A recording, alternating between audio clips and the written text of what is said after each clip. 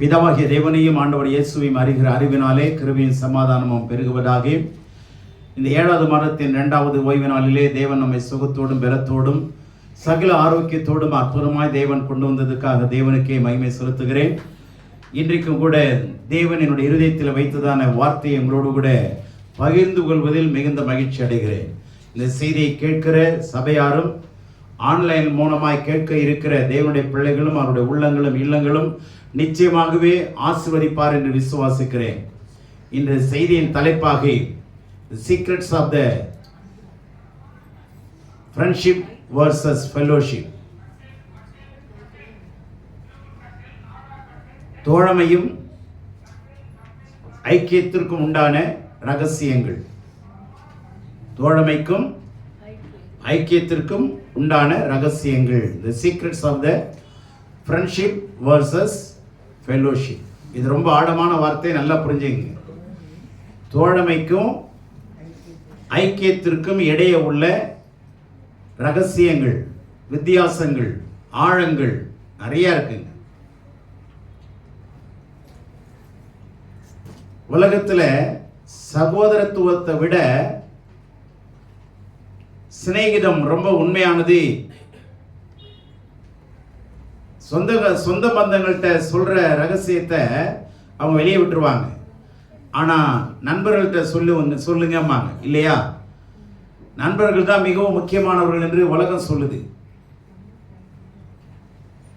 அதாவது ஒரு நாளைக்கு ஒரு நண்பனை பார்க்கல பழகலைன்னா அது எப்படி இருக்குதுன்னா, ஒரு டிராப் தண்ணி கூட இல்லாத ஒரு பாத்திரம் போலவா. ஒருத்தர் சொல்றாரு, ஒரு நாளைக்கு ஒரு ஃப்ரெண்ட்ஷிப் இல்லை, அந்த நாள் ஃப்ரெண்ட்ஷிப் இல்லாத நாளாக இருக்குமானால் தண்ணீர் இல்லாத பாத்திரம் எப்படியோ அப்படியேன்றார். இது உலகம் சொல்லுகிறதான கூற்றுகள்.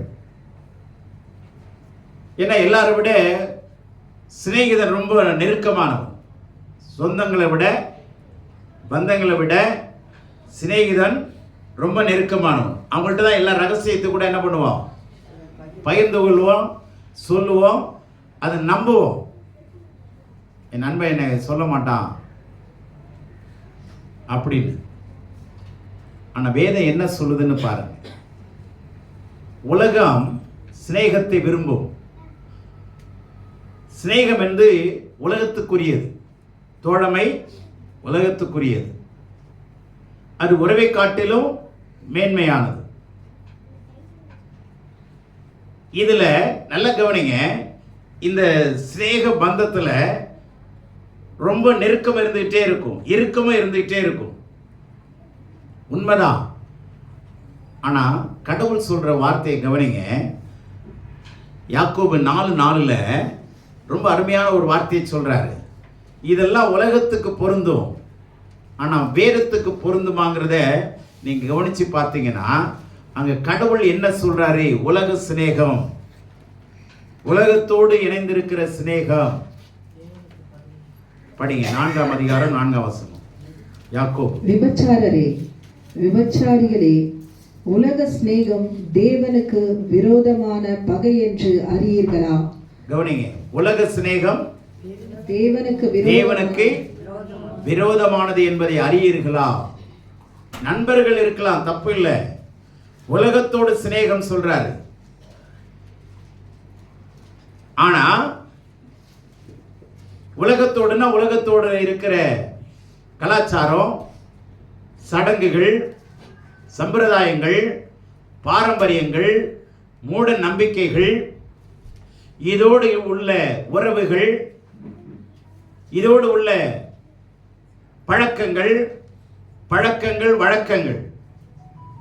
பழக்கம்னா என்ன, வழக்கம்னா என்ன? இதுக்கெல்லாம் நீங்க அர்த்தம் தெரிஞ்சுக்கணும். பழக்கங்கிறது ஒரு தனிப்பட்ட மனிதனுடையது, வழக்கங்கிறது சமுதாயத்தை சேர்ந்தது. இது எல்லாம் உலகத்தில் நடக்கிற ஒன்று. இதெல்லாம் கடவுளுக்கு இப்ப நேரங்காலம் பார்க்கிறது. ஒரு வேலையை ஆரம்பிச்சா நல்ல நேரமா கெட்ட நேரமானு கணிச்சு ஆரம்பிக்கிறது. ராவு காலமா யமகண்டமா, ஓகே, நீங்க கணிச்சு ஆரம்பிக்கிறீங்க. நீங்க ஜப்பான் போறீங்க, நல்ல கரெக்டா ராவு காலத்தில் எடுக்கிறான் ஃப்ளைட்டு, யமகண்டத்தில் தூக்குறான் ஃப்ளைட்டு, என்ன பண்ணுவீங்க? போய் நிறுத்திடுவீங்களா? பைலட்டில் போய் சொல்லுவீங்களா யமகண்டம் கிராஸ் ஆகட்டும் பாஸ் ஆகட்டும் அதுக்கப்புறம் எடுக்கலான்னு சொல்லுவோமா? சொல்ல மாட்டோமா? வாயகை எல்லாத்தையும் மூடிட்டு உட்காருவோம், பெல்ட்டை போட்டு அமைக்கிடுவோம். புரியுதா உங்களுக்கு? அப்போ எப்படிங்க ஃப்ளைட் பறக்குது? யமகண்டத்திலே பறக்குத, ராவு காலத்தில் பறக்குது, பகல் காலத்திலே ராவு காலத்தில் பறக்குது, பத்திரமா போய் சேருது. இப்படி பார்த்துக்கிட்டு இருந்தான்னா பைலட்டுக்கு அது என்ன ஆகும்? இப்போ நேரங்காலம் பார்க்கறதெல்லாம் மனுஷிகமானது, தேவனுக்கு விரோதமான பகை. ஏன்னா கடவுள் சொன்னாரு, நேரத்தையும் காலத்தையும் படைத்தவர் அவர் தானே. அவர் என்ன சொன்னார் தெரியுமா? பகலை பார்த்து நல்லது என்று கண்டார், இரவை பார்த்து, பகல் இரவு ரெண்டு தாங்க, பகல் இரவு ரெண்டு தான், ஆண் பெண் ரெண்டு தான். இதை ஜாதியை சொருவனது மனுஷன். பகலுக்கு இரவுக்கு நடுவில் ராவுகால யமகண்டத்தை சொருவனது யாரு தான்? இடைச்சேர்க்கையை சேர்த்தது யாரு தான்? இந்தியாவில் தாங்க. பக்கத்து நாட்டு சிங்கப்பூர் போங்க, அந்த நாட்டில் எந்த காலமும் தெரியாது அவங்களுக்கு, நேரங்காலம் தெரியாது, ஜாதியும் கிடையாது. இந்தியாவில் தாங்க இப்படிப்பட்ட மூட நம்பிக்கைகளை கொட்டி வச்சிருக்கிறாங்க. ஒரு மாடி கட்ட மாட்டான், ஒரு ஃப்ளோரில் மாட்டை கொண்டாந்து உள்ள நிறுத்துவான். அவன் 120 மாடி கட்டுறான், எத்தனை மாட்டை கொண்டாந்து நிறுத்துறது? அந்த ஊரில் ஒரு மாடு கிடையாது, என்ன பண்ணுறது? அவன் 120 மாடி கட்டுறாங்க. சடங்குகள் சம்பிரதாயங்கள்லாம் மனிதனால் ஏற்படுத்தப்பட்டது. நல்லது இருக்கலாம், இல்லாமல் போகலாம், அது வேற விஷயம். ஆனால் கடவுள் சொல்றதுல முற்றிலும் நன்மையானது. ஆமென், அல்லேலூயா. அது உலக சிநேகம், மனுஷ சிநேகம் நல்லது, தப்பு சொல்லலை, சிநேகம் பாராட்டுங்க. ஆனால் அவங்க பழக்கத்துக்கு உங்களை அடிமையாக்கிறாங்க. சிநேகிதர்கள் இருக்கலாம், நான் தப்பு சொல்லலை. உலகத்தோடு சிநேகம் வச்சுக்காதீங்க. நான் சொன்னது புரிஞ்சிச்சா? உலகத்தோடு, அதனாலதான் உபச்சாரம்ங்குது, அது வேசித்தனத்துக்கு இணையானதுன்னு வேதம் சொல்லுது. உலகத்துக்கு நமக்கு என்ன இல்லை? இருளுக்கு பகலுக்கு என்ன இல்லை? வெளிச்சத்துக்கும் ஐக்கியம் இல்லை, சம்பந்தம் கிடையாது. இருள் வேற, பகல் வேற, வெளிச்சம் வேற. உலகம் வேற, உலகத்தில் வாழ்கிற தேவனுடைய கடவுளுடைய பிள்ளைகள் வேற. ஏக்கமர் ஐயா நல்லா சொன்னாங்க. என் ட்ரெஸ் கோடு தான் நல்லா இருக்கும்னு நினைச்சேன், ஆனா அதை விட வார்த்தை தான் முக்கியம், வார்த்தையினுடைய அழகு தான் முக்கியம்னு சொன்னான். கவர்ச்சி, அதுதான் கவர்ச்சி. இப்ப மாற்றத்தை பார்த்து நானும் வரேன். இப்ப அவர் கட்டளை கொடுத்திருந்தாருன்னா வந்து வருவாங்களா? நீ வந்துதான் ஆகணும்னா வருவாங்களா? உன் வேலையை பார்த்துட்டு போயான்னு மனசுலயே சொல்லிக்குவாங்க. இப்போ மனமாற்றமும் குணமாற்றமும் வரும்பொழுதுதான் கடவுளுடைய விஷயமே அங்க வெளிப்படுதுங்க. ஆமென். ஆகவே இந்த தோழமைங்கிறது என்ன அப்படின்னா, நண்பர்கள் சேருகிற ஒரு ஒரு ஒரு நட்பு உரிமை, தோழமை. இதுல என்ன வித்தியாசம் அப்படிங்கிறத நான் சொல்றேன். இப்போ 10 பேர் ஒன்னா கூடுனாங்கன்னா அவங்க எதை டிமாண்ட் பண்ண மாட்டாங்கன்னா, நம்மளுடைய குணம் மாறணும்னு அவங்க எதிர்பார்க்க மாட்டாங்க. குணம் மாறணும்னு எதிர்பார்ப்பாங்களா? என்ன மச்சான் எப்படா வந்த, நல்லா இருக்கிறியா? அந்த தோரணையில தான் போவோம். சரியா? குணம் மாறுறது, அது மாறுறது, இது மாதிரிலாம் தேவையில்லை அவங்களுக்கு. நீ வந்தா போதும், காசு இல்லைனாலும் நாங்க பார்த்துக்கிறோம், எங்க வேணாலும் நான் கூட்டிட்டு போறேன். இதெல்லாம் தோழமையினுடைய விஷயம். அங்க குணமாற்றம் எதிர்பார்க்க மாட்டாங்க, மனமாற்றமும் எதிர்பார்க்கவே மாட்டாங்க.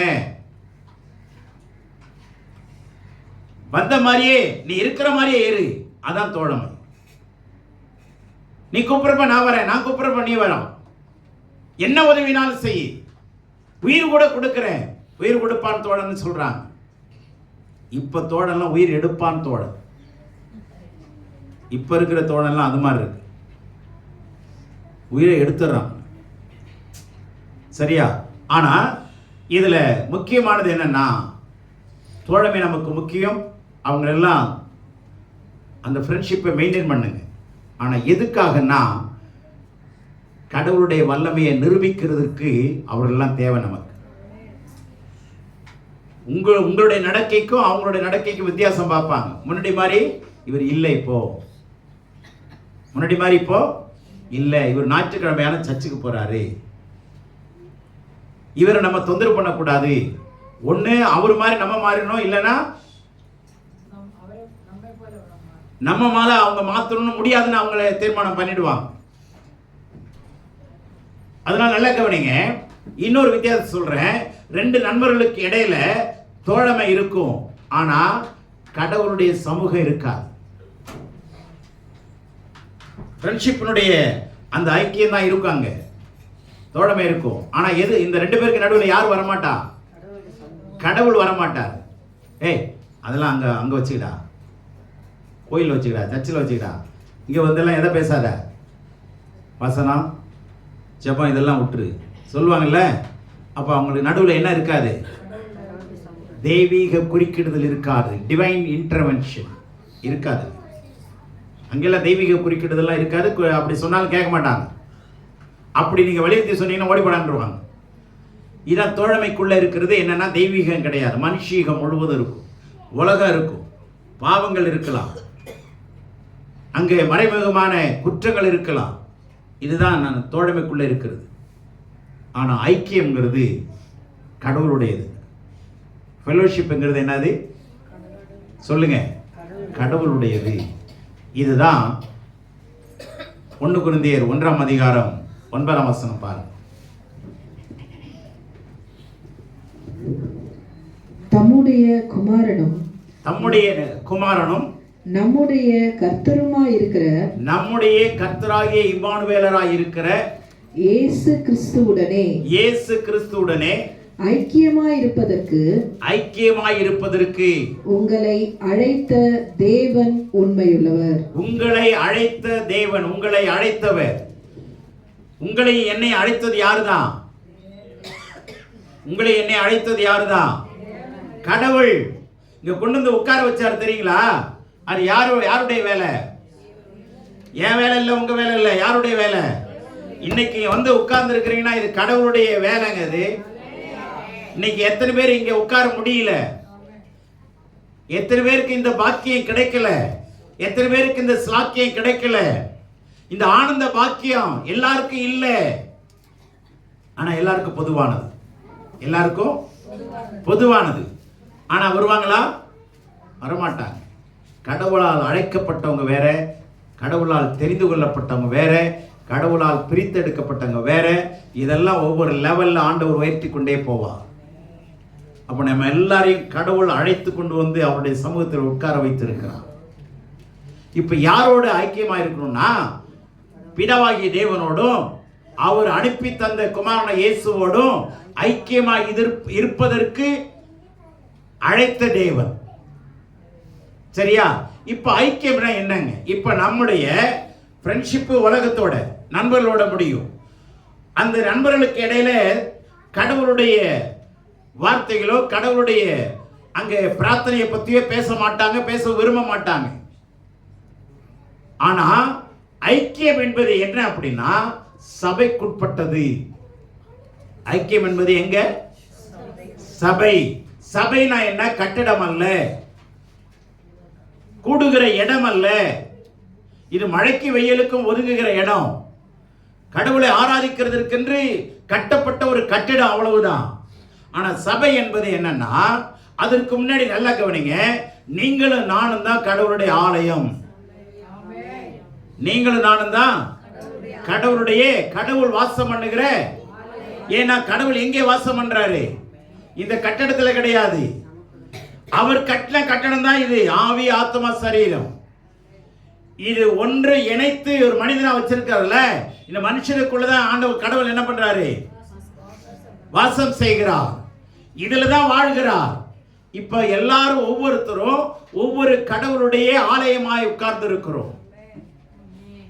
கடவுளுடைய சொல்லுங்க நல்லா, நீங்களும் நானும் கடவுளுடைய ஜீவனுள்ள ஆலயமா, ஜீவனுள்ள தேவனுடைய ஆலயமாய் இருக்கிறோம். நம்முடைய கடவுள் செத்தவர் இல்ல, ஜீவனுள்ள உயிரோடு உள்ள கடவுளுடைய ஆலயம். நீங்களும் நானும் பக்கத்தில் பார்த்து சொல்லுங்க, நீங்களும் நானும் கடவுளுடைய ஆலயமாய் இருக்கிறோம். We are the temple of the living God. We are the temple of the living God. நீங்களும் நானும் ஜீவனுள்ள தேவன் வாசம் பண்ணுகிற ஆலயமாய் இருக்கிறோம். எல்லாரும் ஆலயத்துக்கு கோயிலுக்கு போவாங்க. ஆண்டவர் சொல்றார், இல்லப்பா நீ தான் என்னுடைய கோயில், நான் தான் உன்னுடைய வீடாகிய சரீரத்துக்குள்ள நான் வாசம் பண்ண போறேன். உனக்குள்ளே நான் இருந்து உன்னை என்ன போல மாத்த போறேன். இதாங்க ரகசியம். உன்னை என் ஸ்பாவத்தை உனக்கு கொண்டு வர போறேன். உன்னுடைய பழைய ஸ்பாவத்தை எடுத்துட்டு போறேன். பழையெல்லாம் ஒழியணும். என்னுடைய ஸ்பாவம் எல்லாம் உனக்குள்ள வரணும். இதுக்கு தாங்க இந்த மாற்றம் வேணும். இதுக்கு தாங்க ஐக்கியம். இந்த ஐக்கியம் எங்கன்னா சபைக்குள்ள. சபை நான் என்ன தெரியுமா இப்ப சொல்றேன்? இப்ப நம்ம எல்லாம் யாருன்னு சொன்னேன்? ஆலயம். சரியா? இன்னும் சொல்ல போனா நாமெல்லாம் நடமாடும் தேவாலயம். இன்னொரு நல்ல வார்த்தை சொல்லுங்களேன், நல்ல நெஞ்சில் அடிச்சு சொல்லுங்க, ஹார்ட் அட்டாக்லாம் வராது. நான் நடமாடும் தேவாலயம். ஆமா, நடமாடும் தேவாலயம். கொஞ்ச காலத்துக்கு முன்னாடி நடமாடும் கோர்ட் இருந்தது, நடமாடும் போஸ்ட் ஆஃபீஸ் இருந்ததா இல்லையா? எல்லாம் இப்போ எடுத்துட்டாங்க. ஏன்னா நம்ம நடமாட்டம் அதிகமானதுனால அந்த நடமாட்டத்தை எடுத்துட்டாங்க. இப்போ கடவுள் சொல்றாரு, நான் உங்களை நடமாடும் தேவாலயங்களாய் வைத்திருக்கிறேன். நீங்க நடந்தா தேவாலயம் நடக்குதுன்னு நான் நம்பணும். நீங்க ஸ்ட்ரீட்ல நடக்கிறீங்கன்னா ஒரு ஆலயம் நடந்தா எவ்வளவு மரியாதை இருக்கும். ஆலயத்தை பார்த்தோன்னே ஒவ்வொருத்தர் என்ன பண்றாங்க, ஏதோ ஒன்று போடுறாங்க இல்லையா, ஒரு அடையாளம் போடுறாங்க, சிலுவை அடையாளம். பார்த்தோன்னே ஒரு மரியாதை, பார்த்தோன்னே ஒரு கும்பிடு, ஏதோ ஒரு மரியாதை, பக்தி, இதெல்லாம் காட்டுறோம்ல. இப்போ நீங்களும் நான் நடந்தா என்னவா நடக்கிறோம்னு அர்த்தம்? ஜீவனுடைய தேவனுடைய ஆலயமாய் நடக்கிறோம். இதுக்கு தனி மரியாதை இருக்குங்க. நீங்க சிந்திச்சு பாருங்க. நீங்க போகும்போது உங்களை அறியாதவங்க உங்களை கனம் பண்ணுவாங்க. ஏன்னா அந்த தெய்வ பிரசன்னம் அவங்களை ஈர்க்கும். தாவீது சொல்றாரு, என்னை அறியாதவர்கள் என்னை கனம் பண்ணுகிறார். முதியோர்களை பார்க்கலும் நான் ஞானமுள்ளவனாக இருக்கிறேன். என்னுடைய பிள்ளையே, இந்த ஐக்கியத்துக்குள்ள வந்துட்டீங்கன்னா நீங்க வேற மாதிரிங்க. சொல்லுங்க, நீங்களும் நானும் வேற லெவலுங்க. நம்ம எல்லாம் நடமாடும் தேவாலயங்கிற வார்த்தையை மைண்ட்ல வைங்க. நீங்களும் நானும் யாரோட என்னவா இருக்கிறோம்? அந்த தேவாலயத்துக்குள்ள யார் வாசம் பண்றது? வானங்களை பூமியை படைத்த கர்த்தர் உனக்குள்ளே வாசம் பண்ணி கொண்டிருக்கிறார். நீங்களும் நானும் நடமாடும் தேவாலயமா இருந்தா, ஒவ்வொரு தெருவிலையும் ஒவ்வொரு நடமாடும் தேவாலயம் நடந்ததுன்னா எப்படி இருக்கும்? தெருவே உங்க பேரை கேட்டா அதிரும். ஆமென், அல்லேலூயா. நிச்சயமா அந்த நம்பிக்கையை கொண்டு வாங்க. இப்போ எல்லா தேவாலயம் ஒன்னா சேர்ந்து உட்கார்ந்து பார்த்தீங்களா? இதுக்கு பேரு தாங்க சபை. புரிஞ்சதா? சபைனா என்ன அர்த்தம்? தேவ ஆலயங்கள்லாம் ஒன்று கூடி ஒரு இடத்துல உட்கார்றதா என்னது? சபையார். புரிஞ்சதா? இப்ப சபைக்குள்ள ஆயிரக்கணக்கான தேவனுடைய ஆலயங்கள் இருக்கு, நூற்றுக்கணக்கான ஆலயங்கள் உட்காரலாம் இல்லையா? அப்ப சபைங்கிறது எல்லா ஆலயங்களும் ஒன்று கூடுகிற இடம் தான் சபை. இப்ப புரிஞ்சா? இந்த சபைக்குள்ளதான் கடவுளுடைய ஐக்கியம் இருக்கும். என்னன்னா, ஐக்கியம் என்பது மனிதனையும் கடவுளையும் இணைக்கிற ஒன்று, தோழமை அல்ல. அது மனுஷனையும் மனுஷனையும் இணைக்குது இல்லைங்களா? மனுஷனையும் இணைக்கிறது தான் என்னது? தோழமை. கடவுளையும் மனுஷனையும் இணைக்கிறது ஐக்கியம், ஃபெலோஷிப். ஆமென். அங்க நண்பர்கள் சில நேரங்களில் கூட ஒருத்தர் போட்டு கொடுத்துருவான், ஆள் காட்டிடுவான், துரோகம் பண்ணிடுவான். ஆனா இந்த ஐக்கியத்துக்குள்ள அதெல்லாம் இருக்கவே கூடாது. கடவுளை ஒருத்தர் தான் நாம காட்டி கொடுக்கணும். கடவுளை ஒருத்தர் தான். சொல்லுங்க, ஜனங்களை காட்டி கொடுக்கிறது ஐக்கியத்தில் அழகல்ல. புறம் பேசுறது ஐக்கியத்தினுடைய அழகல்ல. ஏன்னா கடவுளுடைய ஒரு ஆர்டரை சொல்றேன், கவனிங்க. சபைங்கிறது என்ன தெரியுமா? இன்னொரு அர்த்தத்தை சொல்றேன், நல்லா கவனிங்க. சபை என்பது கிறிஸ்துனுடைய சரீரம். இப்போ ஒரு மனுஷனுக்கு சரீரம், தலை இருக்கா? அந்த சரீரத்துல எல்லா அவயவம் இருக்கா? தேவையான எல்லா அவயங்களும் வச்சிருக்காரா? எல்லா அவயங்களும் ஒன்று கூடனா ஒரு சரீரமா இருக்கா? அழகான சரீரமா இருக்கா? சரிங்களா? அதே மாதிரி நம்ம எல்லாருமே கடவுளுடைய ஆண்டவராகிய இயேசு கிறிஸ்துனுடைய முழு சரீரமா நம்ம இணைக்கப்பட்டிருக்கிறோம். சில பேர் காலா இருக்கிறோம், சில பேர் கையா இருக்கிறோம், சில பேர் கண்ணா இருக்கிறோம், சில பேர் வாயா இருக்கிறோம். இப்படி எல்லா அவயங்களும் ஒன்று கூடி அழகாக அமைக்கப்பட்ட ஒன்றுதான் சரீரம். அப்ப சபை என்பது கிறிஸ்துனுடைய சரீரம். இப்ப புரியுதா? சபை என்பது என்னது? நம்ம எல்லாரும் இணைக்கப்பட்டிருக்கிறோம். இப்ப கை இன்னொரு கையை பார்த்து திட்டுமா? இன்னொரு காலை பார்த்து அதனுடைய அவயத்தை பார்த்து திட்டுமா? திட்டாது இல்ல. ஒரு அவயம் இன்னொரு அவயத்தை முறுமுறுக்குமா? ஒரு அவயம் இன்னொரு ஒரு அவயத்தை முறைக்குமா? உட்காரும் வரை முறைச்சிட்டு உட்கார்ற ஆளுகள்லாம் இருக்காங்க தெரியுமா? உட்காரும் வரை பார்த்தோன்னு அப்படின்னா என்ன அர்த்தம்? விளங்கிடுச்சுன்னு நினைக்கிறேன். இதெல்லாம் சபைக்குள்ள இருந்ததுன்னா அந்த அவயவம் இன்னொரு அவயத்தை திட்டுனா அது நல்லா இல்ல. புரியுதுங்களா? அவயவங்கள் ஒன்றோடு ஒன்று நேர்த்தியா இணைக்கப்பட்டிருக்கிறது. இந்த கையை பத்தி தப்பா சொல்லுமா? வலது கையை இடது கையை தப்பா சொல்லுமா? சொல்லாது. உங்க பக்கத்துல இருக்கிறவங்களை எந்த வித காரணத்தை கொண்டும் என்ன பண்ணக்கூடாது. இந்த 10ஆம் வசனம் வாசிங்களேன். 1 கொரிந்தியர் 9:1-10 பாருங்க. என்ன அழகா சொல்றாரு பாருங்க. சரீரத்துல நீங்கள் நானும் அவயவமாய் இருக்கிறோம். இந்த சரீரத்துக்கு தலை யாருன்னா கிறிஸ்து. நல்ல இந்த கான்செப்டை புரிஞ்சுங்க. இந்த சரீரமாகிய சபைக்கு நீங்கள் நானும் எல்லாம் சரீரமாய் இருக்கிறோம். அவயவங்கள் ஒன்று கூடி கிறிஸ்துனுடைய சரீரமா நம்ம எல்லாரும் அழகாய் வடிவமைக்கப்பட்டிருக்கிறோம். we have been designed beautifully. ரொம்ப அழகாக நாம் டிசைன் பண்ணப்பட்டிருக்கிறோம். இந்த பாடிக்கு யார் தான் தலை?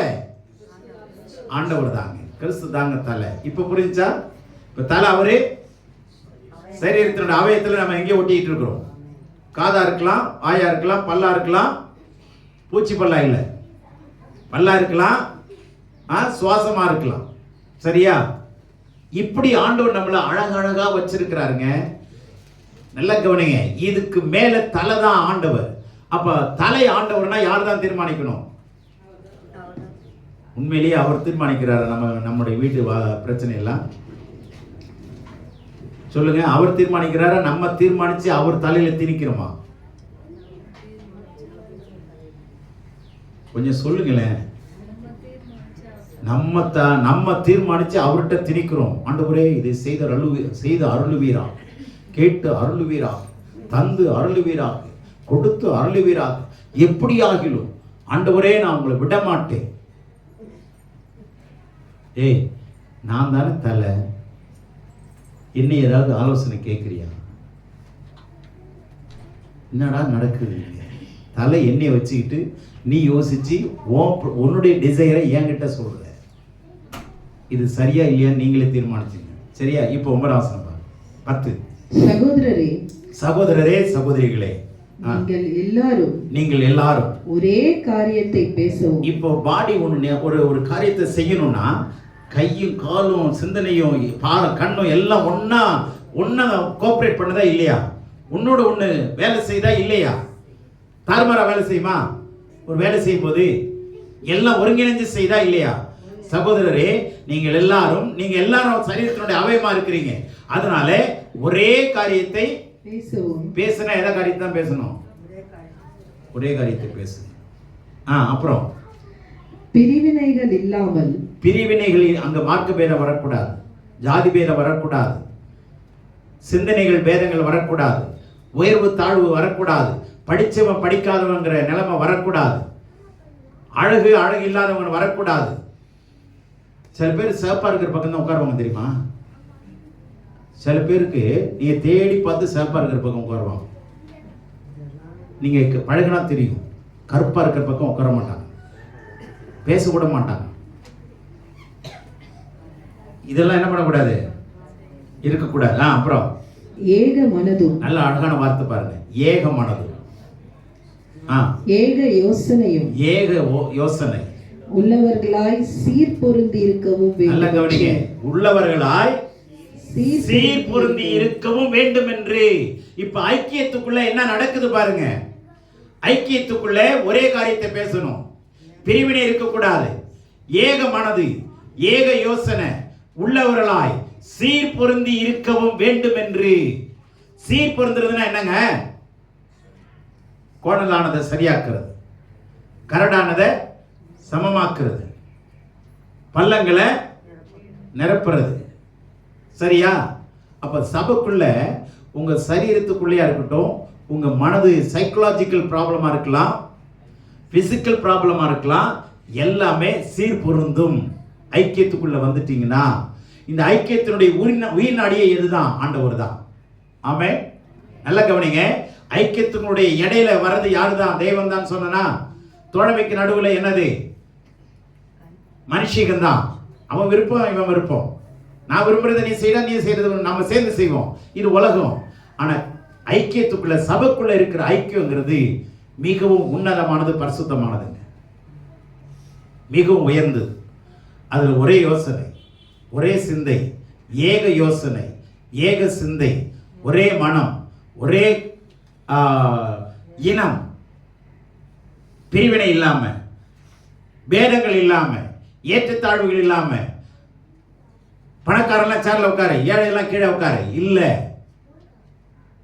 முடியாதவங்க உட்கார்ந்துங்க. பேதங்கள் இருக்கக்கூடாது. இப்படி இல்லாம இந்த வார்த்தை நல்லா இருக்கு, சீர் பொருந்தணுங்க. பள்ளங்கள் எல்லாம் நிரம்பிட வேண்டும், மலைகள் குன்றுகள் தகர்ந்திட வேண்டும், கோணலானவை நேராகணும், கரடானவை சமமாகணும். இதெல்லாம் இந்த ஐக்கியத்துக்குள்ள கடவுள் சரி பண்ணுவாருங்க. குடும்பத்துல பிரச்சனை இருக்குதா, தனிப்பட்ட வாழ்க்கையில பிரச்சனை இருக்கா, இந்த ஐக்கியத்துக்குள்ள வந்து பாருங்க, வந்து பாருங்க, வெந்து போக மாட்டீங்க, வெந்தும் போக மாட்டீங்க, நொந்தும் போக மாட்டீங்க. நம்மளால சொல்லுவாங்க, நொந்து நூலாயிட்டேன். இப்ப நூடுல்ஸ் ஆகுறாங்க. இப்ப புதுசா கண்டுபிடிச்சிருக்காங்க, புதுசு புதுசா கண்டுபிடிக்கிற நம்பால. நீ நூடுல்ஸ் ஆக வேணாம், நூலும் ஆக வேணாம்.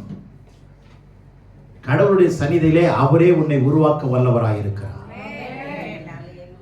நேர்த்தியான பாத்திரமாய், கனமான பாத்திரமாய், கனத்துக்குரிய பாத்திரமாய், பரிசுத்தமான பாத்திரமாய், நீதி நிறைந்த பாத்திரமாய், வேதம் நிறைந்த பாத்திரமாய், கடவுளுடைய பிரசன்னம் நிறைந்த பாத்திரமாய் அவர் உங்களையும் என்னை உருவாக்க அவர் வல்லமை உடையவராய் இருக்கிறார்.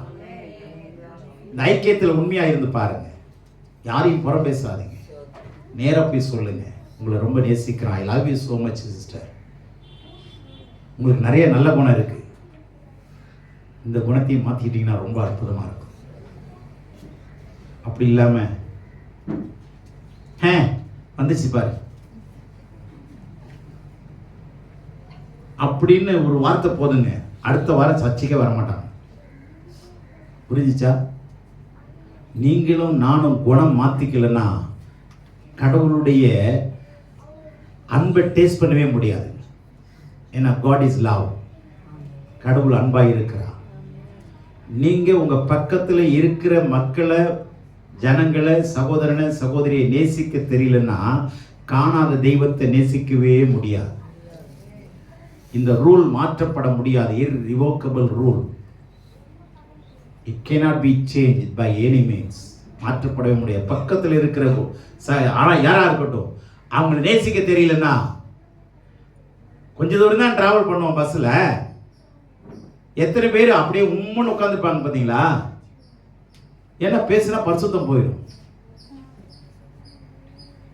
அவங்கள்ட்ட பேசி பாருங்கள, இறங்குறதுக்குள்ள உங்களை உங்க வீட்டுக்கு அவங்க அடுத்த நாள் வந்து சேருவாங்க. புரிஞ்சதா? தேவனுடைய நல்ல கவனிங்க, கடவுளுடைய பிள்ளைகளோட கடவுள் இருக்கிறார். ஆமே. இந்த ஐக்கியத்துக்குள்ள, இந்த ஐக்கியம் நீங்களும் நானும் ஏற்படுத்துறது இல்லைங்க. இன்னொரு ஆழமான வார்த்தை சொல்றேன், இயேசு கிறிஸ்துவின் வெளியே பெற்ற ரத்தத்தை சிந்தி இந்த ஐக்கியத்தை அவர் ஏற்படுத்துறார். He is the originator. ஆமே. ஹalleluya. அவர் தான் உருவாக்குனது இந்த ஐக்கியத்தை. உங்களுக்கு நீங்க யாரும் நான் யாரும் நமக்கு தெரியாது இல்லையா? எங்கேயோ வளர்ந்தோம். ஆனா இன்னைக்கு ஒரே கொடையின் கீழே இயேசு ரத்தத்துக்கு கீழே நம்ம வந்து உட்கார வச்சிருக்காங்க பாத்தீங்களா? எலிசபெத் அம்மா வந்து அவங்க பிறவியில இஸ்லாம் மதத்தை சேர்ந்தவங்க. அவங்க இன்னைக்கு கூட உட்கார வச்சிருக்காங்க பாருங்க, கேட்டுட்டு ஆண்டவருக்கு. அவங்க ஞானஸ்நானம் எடுத்துட்டாங்க. அவங்க பிள்ளைங்க, பேர பிள்ளைங்க எல்லாம் நம்ம சபைக்கு வந்து பேர் எல்லாம் மாத்தி இன்னைக்கு எல்லாம் ஆண்டவருடைய பிள்ளையா இருக்காங்க. இதெல்லாம் யார் செஞ்சது? எங்கோ வாழ்ந்தோம், அறியாமல் அலைந்தோம், தெரிஞ்சோம். ஆனா இன்னைக்கு உங்களை என்னையும் அவருடைய சன்னிதானத்திலே அவருடைய இரத்தத்தினால இந்த ஐக்கியம் கிடைக்குதுங்க. நீங்க உங்களுடைய சித்தத்தினால அல்ல, இயேசு கிறிஸ்துவின் விலையேற பெற்ற பாவம் இல்லாத, கரை இல்லாத, திரை இல்லாத விசேஷித்த இரத்தத்தினால உண்டாக்கப்பட்ட ஐக்கியம் தாங்க இது. இந்த ஐக்கியம் ஃப்ரெண்ட்ஷிப்ல இருக்கா? சொல்லுங்க. கிடையாதுங்க. ஒருவேளை நண்பன் ரத்தம் சிந்தலாம், ஆனா அதுல பரிசுத்தமான ரத்தம் இல்லை. ஆனா இயேசுவின் ரத்தத்தினால தாங்க பரிசுத்தம் இருக்கு. ஆமென். இப்ப அந்த ரத்தத்துக்குள்ள என்ன இருக்கு? நமக்குள்ள சொல்லுங்க, கையை காட்டுங்க. இப்படி என்ன இருக்கு? ஆமா, ஐக்கியம் இருக்கு. நம்ம ஆளுங்க எப்படி தெரியுமா ஐக்கியம்? இப்படி. ஆமா, இதுக்கு பேர் ஐக்கியம். ஒட்டிக்கும், அப்புறம் ஓட்டிடும். வேற சொல்றது ஐக்கியம் இதுங்க. புரியுதுங்களா? இது இப்படி இல்லை. ஓன் ஜனம் ஓன் ஜனம், ஏன் ஜனம் ஏன் ஜனம். ஆனா ரூத் என்ன சொன்னா? உன் ஜனம் என் ஜனம், உன்னுடைய தேசம் என்னுடைய தேசம், உன்னுடைய தேவன் என்னுடைய தேவன். மரணமே அல்லாமல் ரெண்டு பேரையும் பிரிக்க முடியாது. இன்னும் மாமியார் மருமக உறவுங்க அது. எந்த மாமியாராவது இப்படி சொல்லியிருக்கிறாங்க மருமகளை பார்த்து? இல்லை எந்த மருமகளாவது இப்படி மாமியாரை பார்த்து சொல்லியிருக்கீங்களா? இல்லை எந்த மாமியாரையாவது எந்த மருமகளாவது முத்தம் கொடுத்துருக்கிறீங்களா? அம்மா தாய புண்ணியவதியே, நல்ல புருஷனை எனக்கு வளர்த்து கொடுத்த அப்படின்னு சொல்லி யாராவது முத்தம் கொடுத்துருக்குறோம்? மாமியார் மாமனார் இல்லை, மாத்தி போய் செஞ்சிடாதீங்க, ரொம்ப பிடிச்ச வேலை. தேவனுடைய பிள்ளைகளே, உறவுகளிலே பரிசுத்தம் நமக்கு தேவைப்படுகிறது. ஆமென். இன்னும் அழகான வார்த்தை சொல்றாரு, ஐக்கியத்துக்குள்ள கடவுளுடைய ரத்தம் இருக்குதுங்க, அதுக்குள்ளதான் தெய்வத்தினுடைய சித்தமே இருக்கு. நீங்க இந்த ஒன்னோடு ஒண்ணு உறவு, இந்த சரீரத்தினுடைய அவயத்தெல்லாம் சிந்திச்சு பாருங்க. இது ஒண்ணுக்கு ஒண்ணு முரண்பாடா இருக்காதுங்க. முரண்பாடா இருக்குமா? வானத்தை நினைச்சுட்டு எவனாவது பூமிக்கு கையை காட்டுவானா? வானத்தை பாரு அப்படின்னா அவனை என்னன்னு சொல்லுவான்? லூசு பையில, நீ வானத்தை பாருன்னா கையை பூமியா காட்டுற. புரியுது? இது ஐக்கியம்னு சொல்லிட்டு இப்படி பண்ணா என்னங்க விஷயம்? அப்ப யாரு லூசு? நல்லா கவனிங்க. ஐக்கியங்கிறதுக்கும் தோழமைக்கு வித்தியாசம் நிறைய இருக்குங்க. அப்பப்போ வந்து டச் பண்ணிட்டு போறது என்னது? நண்பர்கள். புரியுதா? ஏக சிந்தை அங்க இருக்காது, ஏக யோசனை இருக்காது, சீர் பொருந்துதல் இருக்காது. புரியுதுங்களா? இவ்வளவு எனக்கு நேரம் இல்லை எனக்கு. இதுதாங்க ஐக்கியம். இப்போ இந்த ஐக்கியத்துக்குள்ள 3 விதமான ரகசியத்தை சொல்லி முடிச்சிடுறேன். யாரும் போரடிக்காது இல்ல? சரியா? நம்ம எல்லாம் போராளிகள். போரடிக்க கூடாது. நம்ம எல்லாம் என்ன ஆளிகள்? போராளிகள். நான் இங்க கை தட்டும் போது கவனிப்பேன், அந்த உற்சாகத்தையும் அந்த வைராக்கியத்தையும் கவனிப்பேன். நன்றி உமக்கு நன்றி நன்றி. இது எங்கே என்ன பண்றாங்கன்னு தெரியல. நன்றி ஓம், இதெல்லாம் கை தட்டுறது. அது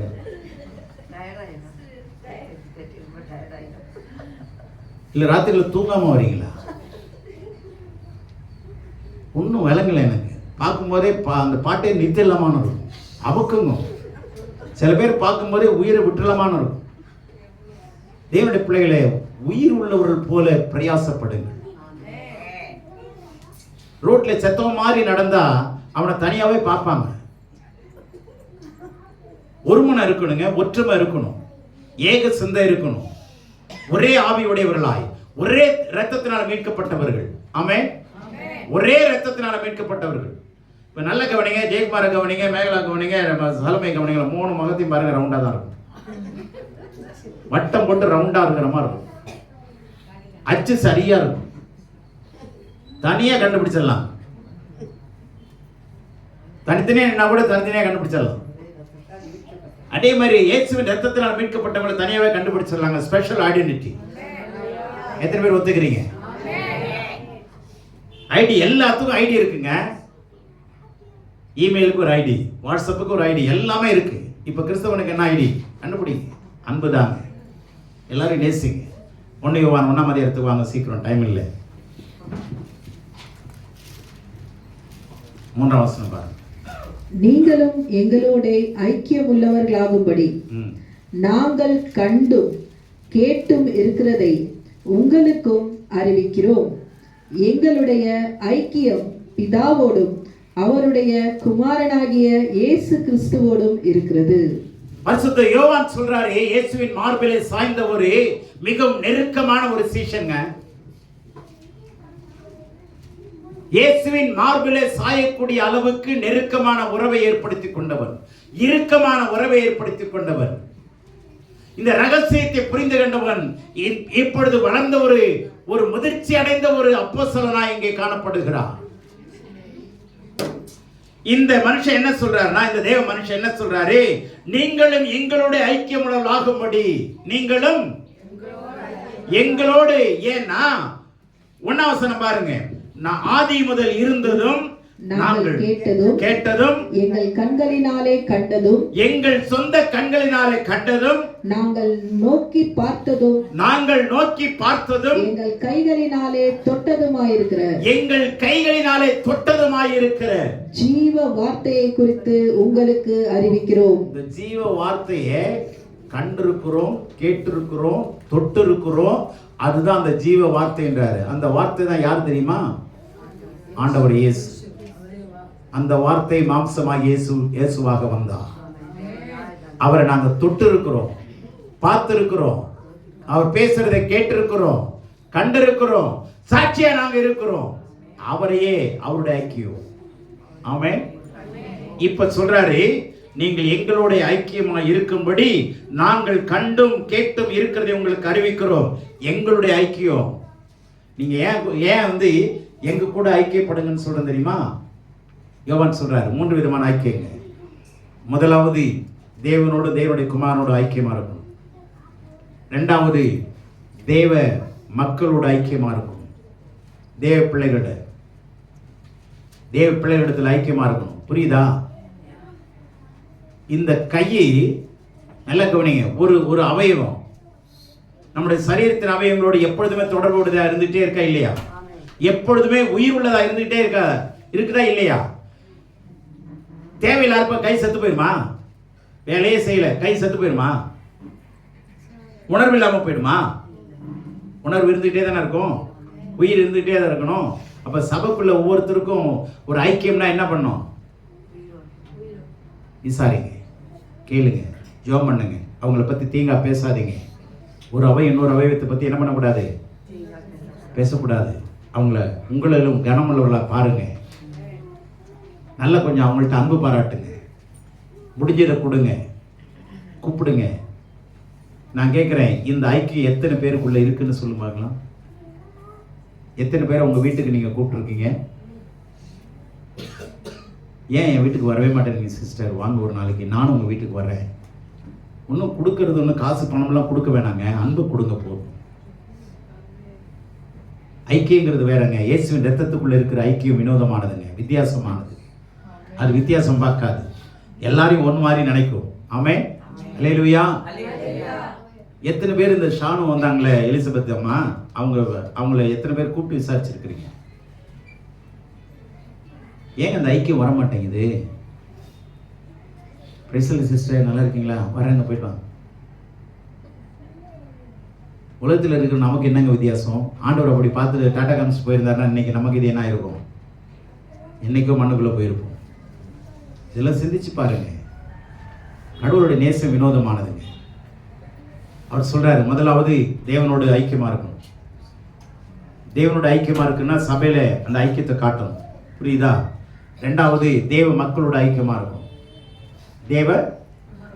தேவனுடைய மக்களோடு, தேவனுடைய ஊழியர்களோடு ஒரே யோசனை உள்ளவர்களாய், ஒரே சிந்தை உள்ளவர்களாய், ஏக மனதாய், பிரிவினை இல்லாமல் சீர்பொருந்த வேண்டும் என்ற அந்த ஒரு எண்ணத்தோடு கூட ஒருவரோடு ஒருவர் நாம் எல்லாரும் என்னவா இருக்கணும்? ஐக்கியப்படணும். 3வது 6ஆம் வசனம் பாருங்க. நாம் அவரோடே ஐக்கியப்பட்டவர்கள் என்று சொல்லியும் நாம் அவரோடே ஐக்கியப்பட்டவர்கள் என்று சொல்லியும் இருளிலே நடக்கிறவர்களாயிருந்தால் சத்தியத்தின்படி நடவாமல் பொய் சொல்லுகிறவர்களாயிருப்போம். இப்ப நல்லா கவனிங்க. முதல்ல தேவனோட ஐக்கியமா இருக்கணும், ரெண்டாவது தேவ மக்களோட ஐக்கியமா இருக்கணும், மூணாவது சத்தியத்தோட ஐக்கியமா இருக்கணும். சத்தியங்கிறது கடவுளுடைய வார்த்தை, வசனம் தான் சத்தியம். சத்தியத்தை நான் பார்க்க மாட்டேன், சத்தியத்தை நான் படிக்க மாட்டேன், சத்தியத்தை எனக்கு வீட்டில் வச்சுக்குவேன் அப்படின்னு இதில் ஐக்கியம் இல்லைன்னா இருளோட ஐக்கியமா இருக்கிறீங்கன்னு அர்த்தம். சத்தியம் என்பது வெளிச்சங்கிறது இங்கே காட்டுது. நான் சுருக்கமாக சொல்றேன், அந்த வெளிச்சம் யாரு? ஆண்டவர் தான். நானே உலகத்திற்கு ஒளியாக இருக்கிறேன்னு சொன்னார். உலகத்தில் வந்த எந்த மனுஷனையும் பிரகாசிப்பிக்கிற மெய்யான ஒளி அவர் தான். அப்போ அந்த ஒளி, அந்த வெளிச்சம், அந்த பிரகாசம்லாம் இதுதான் தேவனுடைய வார்த்தை. தேவனுடைய வார்த்தை தான் தேவனுடைய சத்தியம். வசனமே சத்தியம். யோவான் 17:17 இருக்கு, வசனமே சத்தியம். அப்ப சத்தியத்தோடு நீங்க என்ன ஆகணும்? சங்கமம் ஆகணும். சத்தியத்தோடு என்ன ஆகணும்? சங்கமம் ஆகணும். ஜனங்களோடு சங்கமம் ஆகுங்க, தெய்வத்தோடு சங்கமாகுங்க. இந்த ஐக்கியம் உலகத்துல எங்கேயுமே கிடைக்காது. புரிஞ்சதா? இது தேவனுடைய ஆட்டுக்குட்டியோட ரத்தத்தினால் ஏற்படுத்தப்பட்ட ஐக்கியம். அவருடைய ரத்த சிந்தி சம்பாதிச்ச ஐக்கியம். அவருடைய ரத்த சிந்தி சம்பாதிச்ச ஐக்கியம். நல்லா கவனிச்சுங்க. இது காசு கொடுத்து வாங்கின ஐக்கியம் இல்லைங்க. இப்ப பிள்ளைக்கு தாய்க்கு உள்ள உறவு என்னங்க? ரத்தத்தை என்ன சொல்றாங்க? என் ரத்தத்தை பாலா கொடுத்து உன்னை நான் வளர்த்தேன்டா. சரியா? ரத்த உறவு இருக்கா இல்லையா? அது மாதிரி கடவுள் அவருடைய ரத்தத்தை சிந்தி நம்மளை ஐக்கியத்துக்குள்ள கொண்டு வந்திருக்கிறார். நீங்க மற்றவங்களை கனவீனப்படுத்துனீங்கன்னா ஆண்டவர் சிந்தனை ரத்தத்தை கனவீனப்படுத்துறோம்னு அர்த்தம். புரிஞ்சதா? மற்றவங்களை நேசிங்க, அன்பு பாராட்டுங்க. அவங்க நம்மளை கனவீனப்படுத்தினாலும் கவலைப்படாதீங்க, பொறுத்துக்கொள்ளுங்க, சகித்துக்கொள்ளுங்க. கொஞ்ச நாள் கழிச்சு அவங்க உங்ககிட்ட வர கடவுள் செய்வார். வெக்கப்பட்டு வருவாங்க. இதெல்லாம் கடவுளுடைய வேலை. தனித்தனியா நிற்காதீங்க. தனிமரம் தோப்பாகாது, தனிமரம் தோப்பாகாது. நல்லா கவனிங்க. உலகத்தினுடைய தோழமை வேற, அது இந்த உலகத்தோட முடிஞ்சிடும். காசு இருந்தால் தான் அதுவும் ஜனம் வருவான், காசு இல்லைன்னா அதுவும் வரமாட்டான். வீடு வரை உறவு, காடு வரை பிள்ளை யாரோ, ஆனால் கடைசி வரை வர்றது உங்க சத்தியத்தினுடைய ஐக்கியம் தான். கடவுளுடைய வார்த்தை தாங்க கடைசி வரை வரும். கடைசி வரை இல்லை, மரணத்துக்கு அப்புறமும் கடவுளோடு வாழ்கிற பாக்கியத்தை உருவாக்கி கொடுக்கிறது தேவனுடைய வல்லமை. இந்த ஐக்கியம் தான்.